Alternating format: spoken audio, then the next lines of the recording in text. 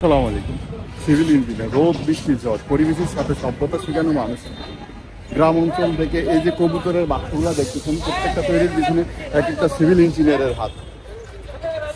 আর এই সকল সিভিল ইঞ্জিনিয়ারের হাত ধরে আগামী দিন তৈরি হয়েছে এই সভ্যতা। এই যে গাড়ি বাড়ি, স্কুল, কলেজ, ভার্সিটি, ইউনিভার্সিটি, যত ছোঁয়া সব সভ্যতাকে দিবে। আর এই সভ্যতার পিছনে কারিগর এলো, মাস্টার মাইন্ড হলো মাদার অফ সিভিল ইঞ্জিনিয়ার।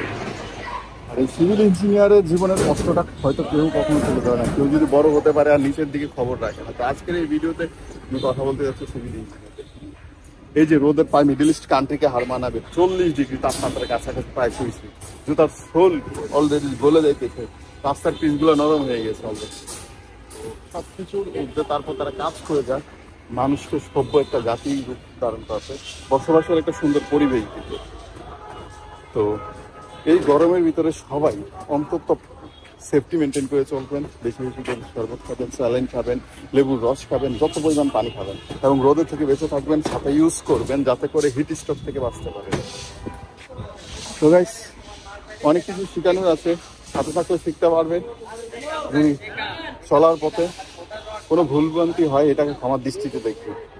একটা জিনিস মনে রাখবে, যোগ্য লোকের কাজ হলো ভুলটাকে ধরিয়ে দিয়ে নতুন একটা রাস্তা খুঁজে দেওয়া, আর অযোগ্য লোকের কাজ হলো সমালোচনা করা।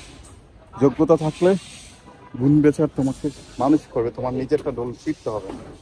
সভ্যতার সাথে এগিয়ে যাও, প্রত্যেকটা মানুষ সভ্যতাকে পিছনে ফেলে আমরা যাতে আগামী দিনে একটা সুন্দর পরিবেশ তৈরি করতে পারি, প্রত্যেকটা সিভিল ইঞ্জিনিয়ারের প্রতি এই আমাদের প্রত্যাশা। ভালো থাকো, সুস্থ।